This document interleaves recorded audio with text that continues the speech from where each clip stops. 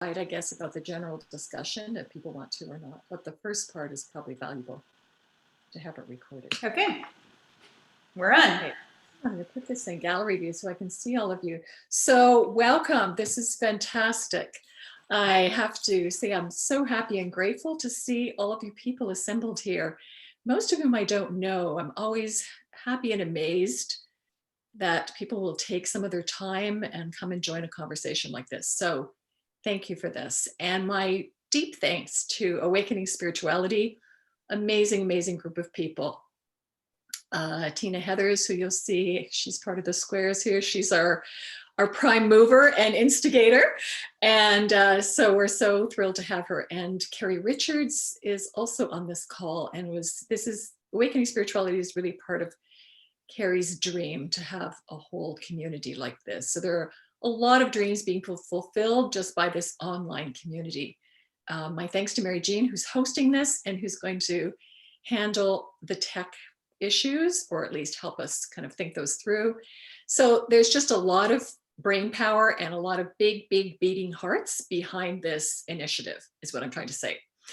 And I'm thrilled to be part of the leadership team, and I'm kind of the person who carries the torch for life stories. Life story work is, I've been doing it for decades, and I feel that it's really important, not just on an individual basis for people to be able to really dig deep and honor their own life stories, but that it's also deeply moral work. Stories are empathetic superhighways. They allow us to connect with one another and really spend time in someone else's shoes, see the world the way they see it, and experience things the way they experience it. And if we ever needed a time on a global basis where we really need to dig deep and work empathetically with one another and with people across divides and invite people into our worlds, this certainly is one of those times. And so story, you know, is such a charming kind of lightweight word, and it seems very simple. It's non-threatening, which is lovely. And I'm happy about that because it's very portable. But the power of story is immense. And my sort of life's work really is working with people to help them release the stories that they carry. And often those are carried for generations, or often they're deeply private stories or really deeply personal stories. And especially when it comes to spirituality and spiritual life story, we're really taught to keep those very close to our heart and keep them as very personal. They're not the kind of stories that we typically learn to share. And part of my sort of mission is to encourage people to share them and to find language for how to share them, because that opens doorways to connect with other people, so other people can have deeper understanding, especially of remarkable experiences. So we'll hear some of those tonight. Mystical experiences, typically unusual experiences, or sometimes experiences that people will question. They'll question whether someone is balanced or imbalanced because they are having these kinds of experiences. So this is just an hour of conversation. It's an open kind of loving, inclusive space in which we can talk about things that typically we don't get to talk about. So that's why I'm really glad that you're here. So what I've done is invite 4 people to read really short pieces from something they've written about remarkable experiences that they've had. And this is just for you to be able to listen to, so you can sort of hear the range of things. Hopefully you'll connect with some of them, or it'll be a surprise to you, or it'll really resonate with you. But we'll just have a chance to hear 4 very, very different kinds of stories. And I'll have a little bit of conversation with the authors about those as well. And then after that, you can go into breakout groups. So you have 10 minutes just to chat with someone else. Reflect on what you heard, think of questions, and just have some time to kind of stew in the juices that we've released. And then we'll all come back together. And that can be our Q&A and our just general time to reflect and spend some good time together. So if you're good with that, I'd like to get started. Okay. Thank you, Kirsten. Love the thumbs up. That's great. Okay, so I'd like to introduce the first of the 4, and that is Heather Murray. Heather Mason Murray is the Awakening Spirituality podcaster extraordinaire. So if you haven't checked out the podcasts, please do. She has an amazing talent for drawing people out and creating an entire program where you're immersed in these incredible spirituality topics. She comes to us tonight from her multi-generational homestead, sustainable farming homestead, Mason Murray Meadows in beautiful Southern Ontario. And I really wanted her story that she's going to read tonight, the excerpt from it, is still fresh in terms of my hearing it, but it goes back to an old part of her life. And there's so many themes in what she's talking about. So I'm just going to introduce Heather and go ahead. You want to set up where your story comes from, why you're telling it? Oh, sure. Okay, so in the beginning, I've just explained, this is just the excerpt. So what I'm talking about is Zion Ontario Campgrounds is the place that we go, well, pretty much every year since since I was a child. And it's a beautiful 300-acre place where we can camp on trailers and such. And it's very much for families, and there are classes, and it's very much community. And as I am telling the story, as I set up the story, I've gone up to classes on the hill, the typical kid stuff, and yeah, I'll just go from there. That's okay. So one year, I'm thinking I was about 8, so it would have been 1978. I was, of course, the last one to leave classes on the hill, just taking my time by myself. That's how I liked it. I loved being alone, though I never felt alone. I was perfectly happy just doing things by myself. On that day, I was distracted, looking at the plants growing in the woods surrounding the path that leads to the main building and the campsites. The old path, we called it, named after the hymn we sing as we walked it. I always wondered who was there before me singing that same hymn. Anyway, on that day, I was fascinated by how everything would grow on its own, even though I wasn't there all year to watch it. How did this happen, I wondered? Who planted all the huge trees? As I looked into the surrounding woods, I could see rays of sunshine pouring down through the canopy of trees onto the white trilliums scattered at the base of all the trees. It was so beautiful. I just stood there enjoying how that made me feel. This must be what heaven is like, I thought. While standing there, I started to notice groups of people, adults and children, were walking towards me from either side of the path from the woods. I didn't recognize anyone, and that didn't matter. I was in a safe place, enjoying the feeling of nature. I just accepted that all of a sudden, there were people where there hadn't been a second ago. Like a dream, you go with it. You don't question anything. The people were happy and smiling, and every one of them took the time to give me a nod, talk to me, or just put their attention on me like I was important. They were beautiful, and I was fascinated that they had any interest in me. I mean, I was just a kid going about the business of being a kid. I wasn't special or anything. Most said hello like they knew me. One patted me on the back and asked me how I was enjoying the woods. I gave the expected responses, then asked where they were going. I was told they were going to a meeting at the top of the hill. That meant they were heading toward the landing beside the children's building, a place marked by a huge cross at the top of the hill, overlooking a magnificent view of all the different shades of greens and browns in the trees, in the grass, and the many plants and shrubs that somehow grew exactly in the right places. It's a perfectly breathtaking view.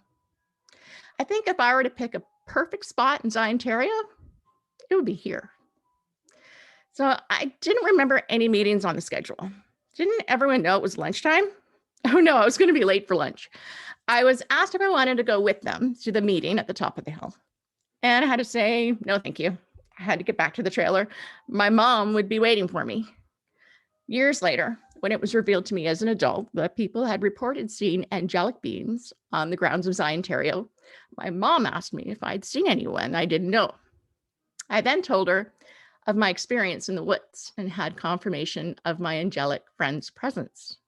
Looking back, I think now that if I'd only known as a child what I was experiencing, I would have gone with them to that meeting on the hill. I would have asked questions. I would have paid more attention. I do believe Zion Ontario is heaven on earth. I've had confirmation of it, even if our friends just come by to visit now and then. Beautiful. Beautiful. Love that. Thank you. Okay. Do you want to take a deep breath? Sure. A lot of talking. Okay, so let's talk a little bit about that. I let me just wax on for a moment here. I love that. It's there's so many things there, right? We have this sacred space, this beautiful sacred place that's been so important to you for your family and your whole life. It's had so much meaning to you. This incredible connection to nature, this child, this 8-year-old who's just completely absorbed by the plants and everything that's around her. And all these beings who show up and just wander through, and the child does not ask or doubt or question, but just interacts with these beings. And then years later, your adult self looks back on that and comes to understand that in a different way. So I'm really curious. So how many years have you been living with that story? 43. 43 years. Okay. And who all have you told that story to? Well, my mom knew because we were talking about it, but just you, really? And 25 perfect strangers. Okay. Yeah. Check. Okay, that's so amazing. Okay, so how old were you when you talked to your mom, or when she asked you about this? I am not even sure about that. I don't even know.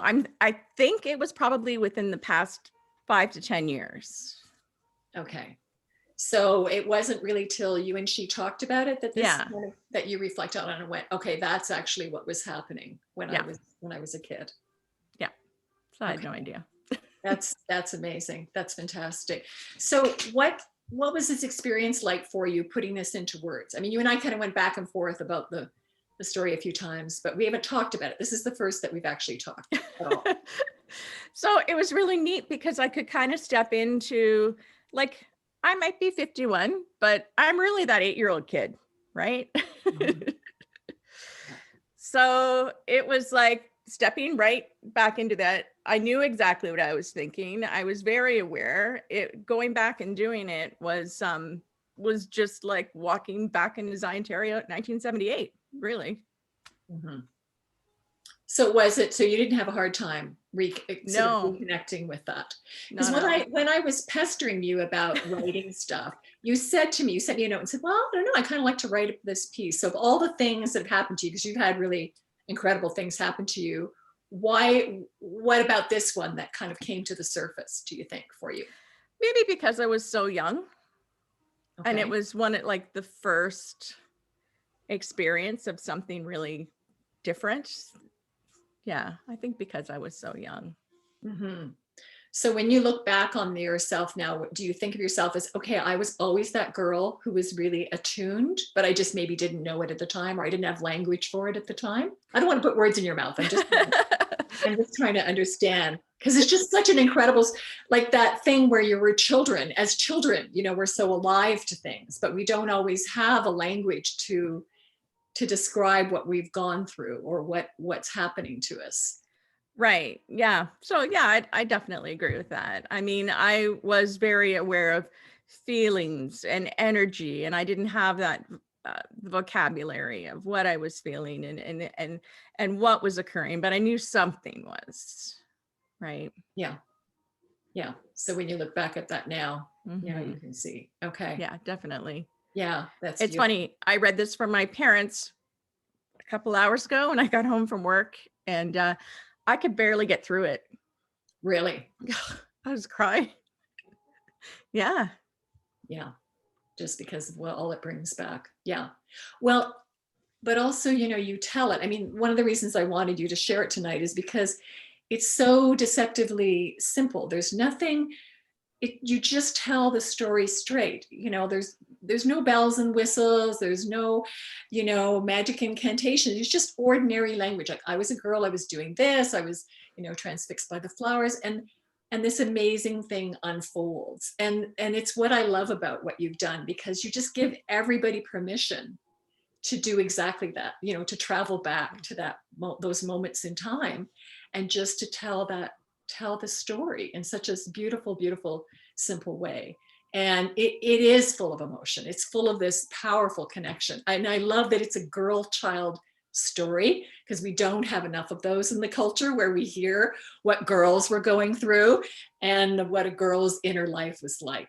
And especially at that age of awakening and awareness and being really, really connected, and being that child who's so absorbed, so deeply absorbed in the world around her. So I can't thank you enough. It's beautiful. And I'll be back. I'll be back. Yes. I will tackle some hard stories, but that is a gift. It's a gift to your family, and it's such a gift to us tonight. Thank you. Thank you for starting us off. Thank you so much, Susan. You have been incredible. Okay, deep cleansing breath here. Okay, Vickie, are you there? I have to do the gallery view. I am here. There you are. Okay, let me put this on gallery view so I can see you. Okay, so I would like to introduce Vickie MacArthur, who comes to us from Lethbridge, Alberta tonight. So she's out in prairie land, out in the prairies, which is spectacular. Also a part of the core leadership of Awakening Spirituality, and such a gift to that leadership team because of all the talents and just her disposition and what she carries, her interspiritual being that she brings to everything.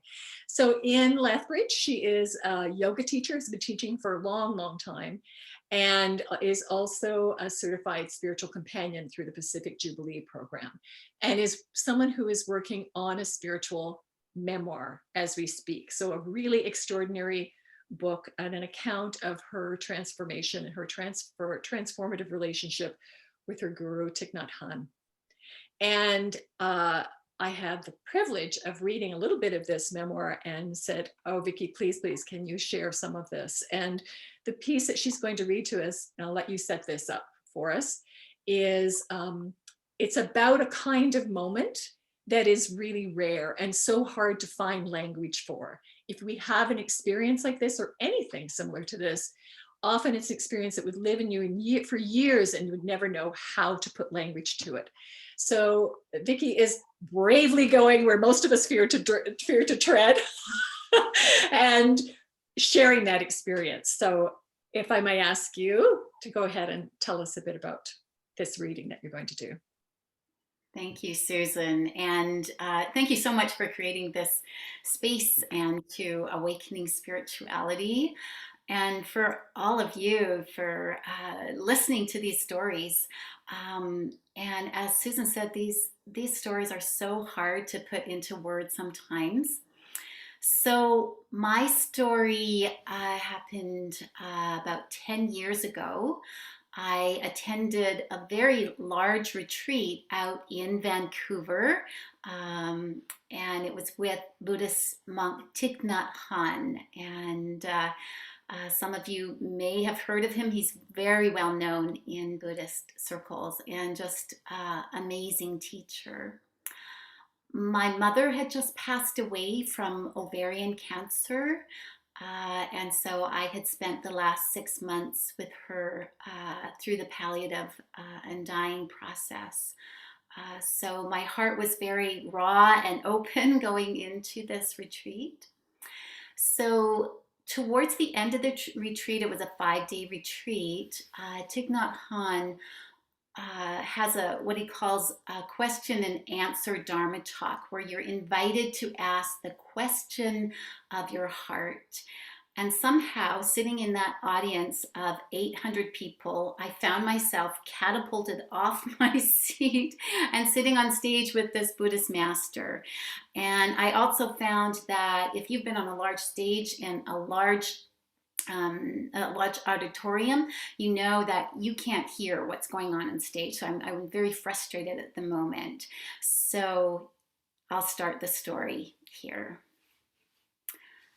I sit still, trying to stay mindful, thinking about my questions, watching my nervousness, watching my frustration at not being able to hear other people's questions and Tay's answers. Once more, I wonder if there's any way I can sneak off stage without anyone noticing.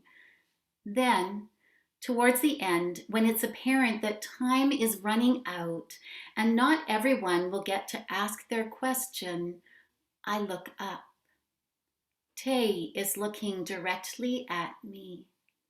My eyes meet the penetrating gaze of this Buddhist master. And suddenly, my whole body is flooded with a giddy feeling of falling in love. He is still talking and answering someone else's question, but his gaze is focused directly at me, as if he could see into my very soul. I feel completely seen. I know not only that the question that I couldn't put into words has been heard, but that it has somehow been answered at some deep and subtle level. I'm sure it only lasted a minute or two, but it seemed to go on forever. The image of the woman from the Bible who touched the hem of Christ's garment flashes through my mind. I am that woman reaching out to touch the essence of the living Buddha, living Christ. Finally, the words, "You will feel light," are imprinted on my mind and felt like thousands of stars shimmering through my body. A feeling of unimaginable peace and lightness pervades my entire mind and my body. I sit in absolute and utter stillness, completely unaware of the other 800 people in the auditorium.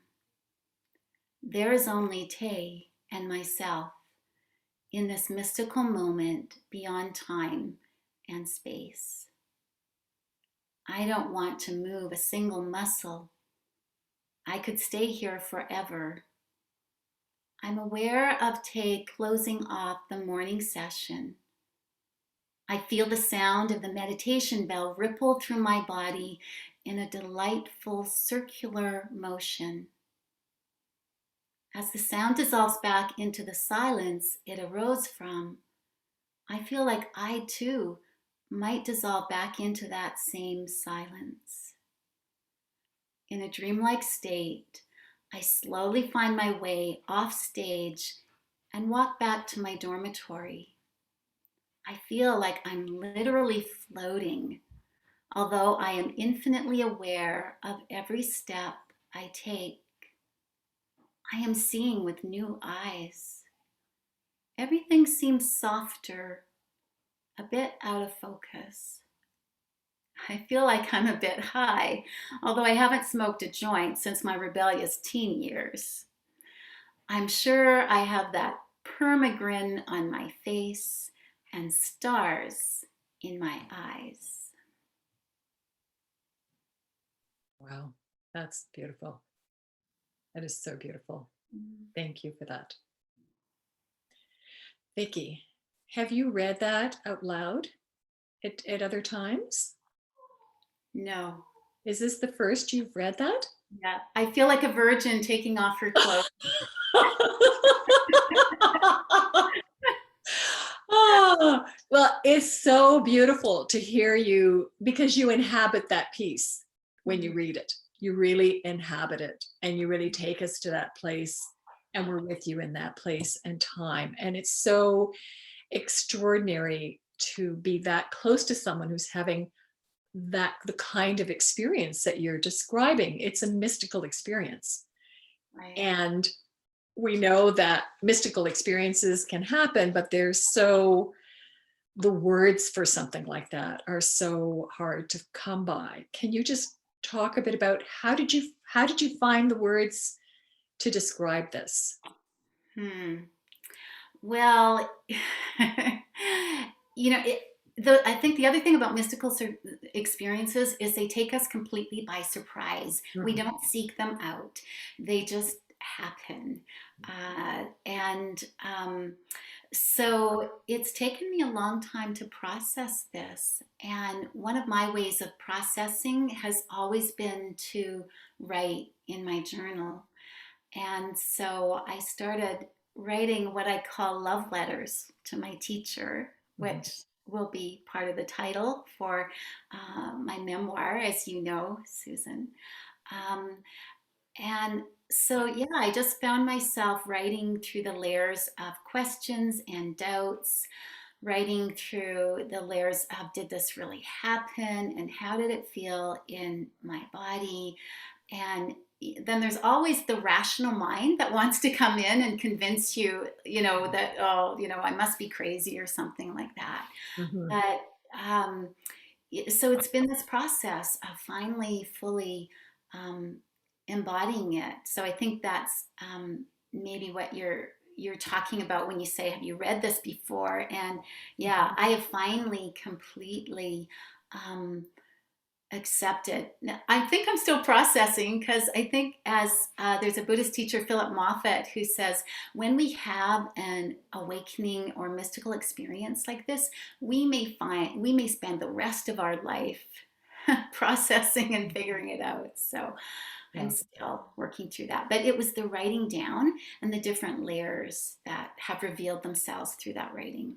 Okay. So for anyone who's listening, who's thinking about how to, how they might try to frame an experience like this, one of the things you do is you really slow down time, right? You really go back to almost a moment by moment experience and try to find language to describe what was happening.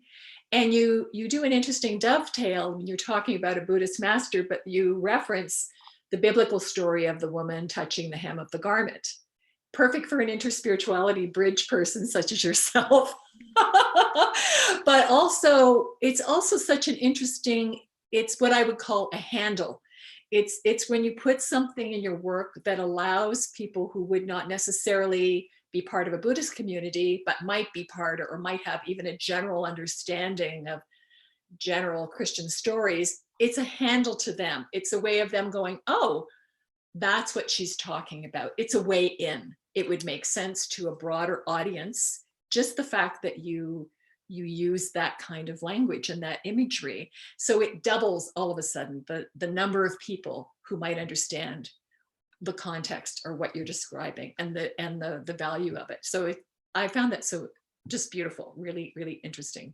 And I feel that, that image wasn't me. That was just that gift that came, that flowed from the divine through me. So, and that's part of these mystical experiences. We can't plan them out in our minds. So, as I was writing, that image needed to be part of this experience. Yeah, that's the interesting thing, isn't it? Because it's the mere mortal that has to come to terms with the language and trying to describe it. And it's a very humbling experience, isn't it? Mm-hmm. Oh, very much so. Yeah. Okay. Can I ask a quick question? Yeah, we're gonna do questions later. Are you okay with that? Can you just hang on to it? Yeah, I can. Okay. Yeah, just so we'll make sure we come back and do all questions. So that'd be really fantastic. Thank you. Yeah, we probably won't have time for the breakout groups, so we'll just finish with the authors and then we'll go right into questions. So Vickie, I've lost you in the gallery. I'm here. I'm still here. So I think we'll just we'll let it rest at that and then come back later and talk and have a chance to hear Lana, your friend, talk about her first having heard your experience. Thank Beautiful. you. Thank That's you. beautiful. Thank you. Okay, our third, yeah, because obviously time is flying by, so we won't do the breakout groups, but we will have time for all of your questions and your reflections. So I'm going to introduce Donna Costa, who unfortunately isn't able to get her video to work. So we'll be listening to Donna as if we're listening to a podcast. Donna is someone I've just met recently. She comes to me through the literary networks that I inhabit. And she's the author of the youth novel, Breathing with Trees. And you can find this on Amazon. I encourage you to look it up, where you'll find her self-described bio. And she describes herself as someone who, quote, listens to the voices in her head, as well as messages from trees, galaxies, or beings of unknown origin. Clearly, she belongs here tonight. So Donna has a beautiful piece. She's just going to read a short excerpt from it, but it's from a remarkable piece where she works at hospice, doing energy work at hospice and offering her services. So that's a longer kind of personal essay that she and I have sort of been chewing over together. And I asked her if she would come tonight and read this one excerpt. Donna, are you there? I am here. Can you hear me? Yes, we can. We're listening to you as if you're doing a great podcast for us. So just set up your reading for us, if you would. Okay. So thank you, Susan, for inviting me here today. As Susan mentioned, this is part of a story. I do volunteer at hospice where I do reconnective healing, a form of energy work. But this particular story is about some shamanic journeying, which I have done for many, many years. It's not what I offer at hospice, but it is part of that story. So for those of you that may not know, shamanic journeying is a way of entering an altered state of consciousness, an altered state of awareness. And it's done by, I would say, probably every indigenous culture on the planet. You typically enter that altered state, not with drugs, but by the beat of a hoop drum. Sometimes people will use a rattle as well. And so when you're in that altered state, it's almost like a meditation, but typically you either go to what we call the upper world or the lower world, and you speak with spirit guides or power animals. Now, in this particular excerpt that I'm going to read, I was in a shamanic journeying workshop. And in this workshop, we were actually journeying to the point of our own death and beyond. So we were exploring death and dying. And so this is the story. The beat of a hoop drum transported me to a field where I inhaled the aroma of freshly mowed hay. I climbed onto the back of a fox and sang, "Run, run, as fast as you can." We entered the woods, cool and dark, where I felt Gaia's vibrations, the heart of deer, whispers of wind, the hum of bird songs, and I felt Mother Earth's pain. Why is there so much sorrow, I wondered, when there should be only joy? I was told we feel the lower vibrations first, until we learn to see and feel joy in the pain, not after the pain or in spite of the pain, but in the pain. We learn to feel joy in all things, even in pain. After bathing in vibrations of pink, blue, and green, I became shrouded in white, ascending through bright light, where I was met by ancestors, my grandparents, brother, best friend, in-laws. My heart opened and love poured in. My physicality dissolved like fading pixels until only my heart and feelings remained. There was one final message. Learn to listen with your heart. When the drum beat again, I returned to my body and stared at the paper promise I had written. Beautiful. Donna, thank you. That's an incredible description. I love that. I wish everyone had access to the full story, which of course, over time, hopefully they will. Hopefully. Once that piece is published. I hope so. So I have to ask you, and I'm going to keep this short because I think there'll be a number of questions about yours, but did you share that story before, or is that a story that you tell? I Or haven't shared that particular journey, but when you do shamanic journeying, when the drumming stops, you take time to write in a journal and you write about your journey. And then in the circle I was in, we share a talking stick and we pass it around the circle, and anyone who cares to share can talk about their journeys. So I typically would share, and that was probably the first and only time that I shared that particular journey. really? Okay. So you had the journaling that you were able to do right after the experience. Yep. And then you had almost a sacred circle in which you Yes. could share. And Yes. then beyond that, it's not something that you talk about generally. No. Not a Starbucks conversation. Not a Starbucks. Yeah, we had that brief chat before, and I mentioned I have a very good friend, which I consider a soul sister, and she's probably the only person that I would maybe share that type of experience with. Yeah. So we don't have a wide circle of community where I can share that sort of thing. Okay. And yet you've embedded it in a very powerful story that you're going to send out for publication. I am. How do you feel about that, about going public with that? I feel really good about it, actually, and writing this. You know, I was looking at the Awakening Spirituality website today, and there's that wonderful quote from Deepak Chopra on the homepage that says, "Awakening is not changing who you are, but discarding who you are not."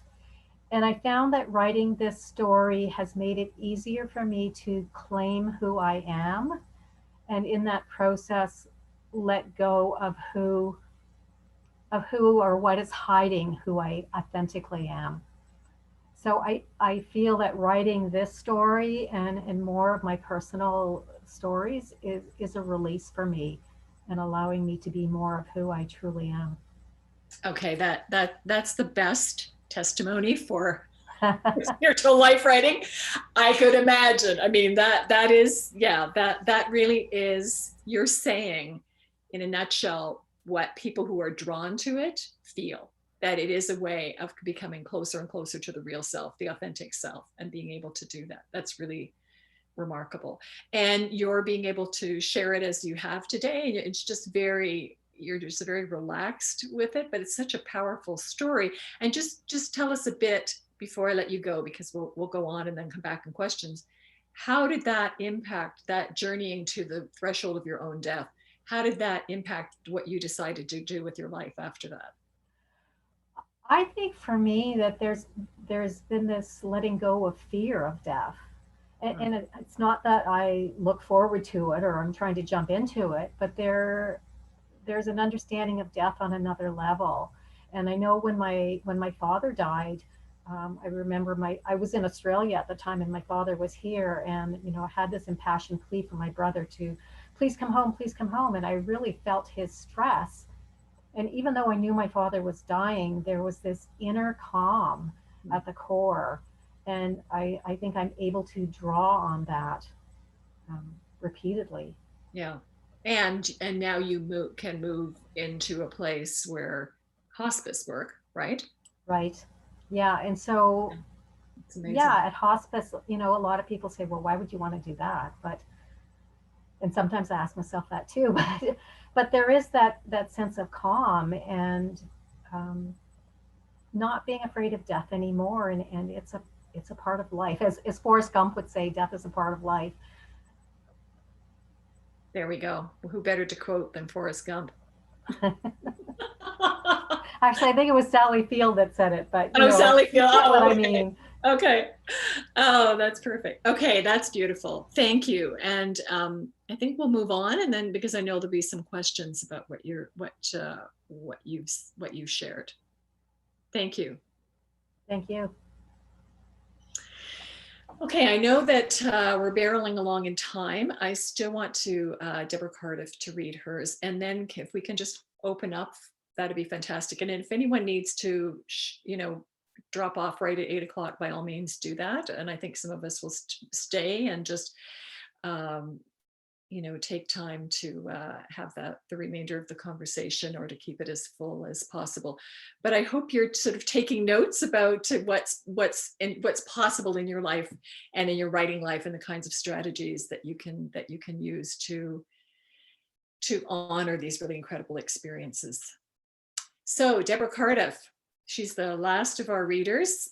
Deb is a dear, dear friend of mine. She has deep, deep training as a Reiki master in religion and philosophy, and as a counselor for marriage and family therapy. And she's a beautiful writer. I said, I'm going to out her as a writer tonight. I think I know the experience she's talking of, but I'm not sure that I do. So I just trust that she's going to take us to a place that we need to go. Deborah. Thank you, Susan. Am I unmuted? Yes. Okay. I'll just start reading because the setting is included in the piece. There was nothing special about the year I turned 15, except perhaps my father's drinking. The frequency and the violence had certainly escalated and was often directed at me. I was a nightly target at the dinner table, my mother and brothers always looking down and remaining deathly still and quiet. I understood. Really, really, I did. Any movement or sound could draw his attention and rage. I don't recall anything special about that sunny summer day. It happened as I walked alone toward the main street of our very small uptown in our quiet village. I remember approaching the pizza parlor next to Volk's Bakery and the railroad tracks. 1 minute I'm walking along, immersed in my thoughts, and the next minute I'm transported into a void. I don't know how else to describe the space other than void, and yet it was filled with light and a sense of sparkling combinations of gold and silver, luminescent white and golden orbs. The most memorable and deeply visceral part of this experience was the overwhelming feeling of love. This feeling was so huge, so almost unbearable, that I thought I might be ripped apart with the sheer size of what I would describe as pure joy. It was immense and too intense for my 15-year-old body to contain.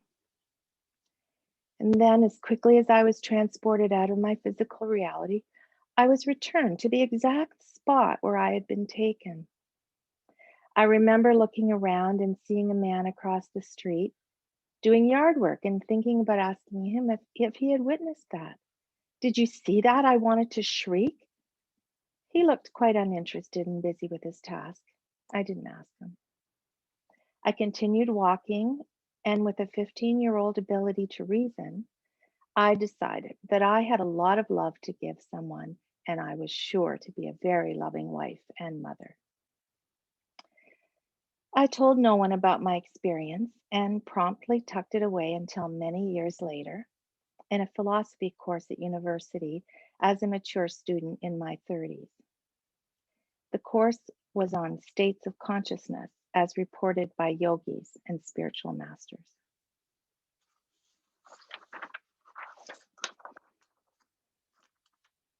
And you're going to leave us there?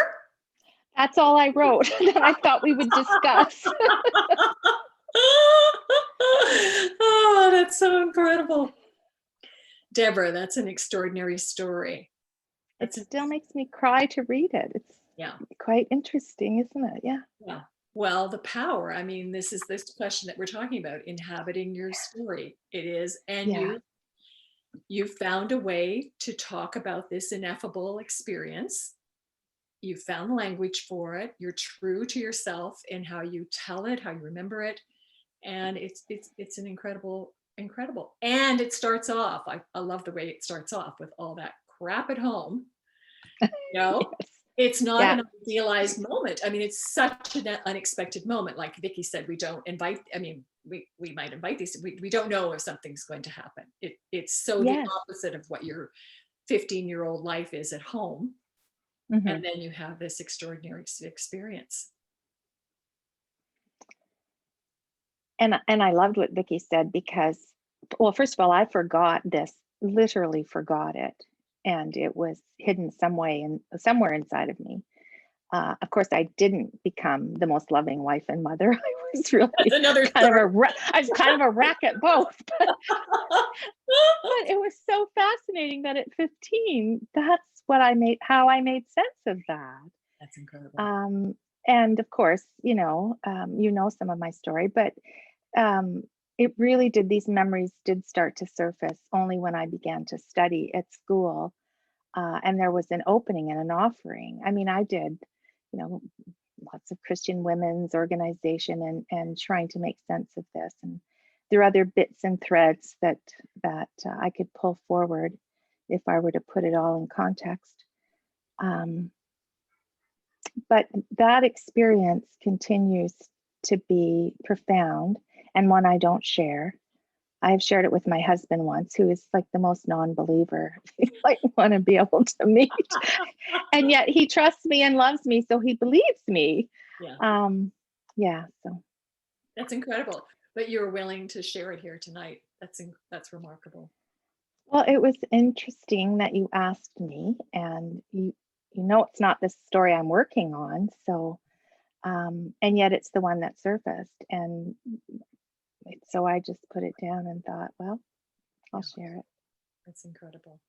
And it brings to mind too the Thomas Merton story of the mystical experience that he has at the corner of standing in Lexington in Kentucky on Main Street. It's an incredible piece so the theologian and the poet Thomas Merton tells this remarkable story of having this being flooded with love in the middle of the street, Main Street, and just looking around and seeing all things anew around him. But even though it's in this completely ordinary setting, and wondering, as you wonder about the man across the street, can people see that everything is filled with light? Like just this, So the resonances in this story is just beautiful. Thank you. Thank you. Okay. I just so appreciate everybody's attentiveness and being so present during all of this. And I really hope that you're finding something of value and of interest. And of course, we don't have a lot of time, but we have some time for questions if you'd like to ask them. I'll just pause. I'll just stop the recording so that, if you've got some personal questions that you want to ask, feel free. It's not going to be recorded. Thank you. Thanks, Mary Jane.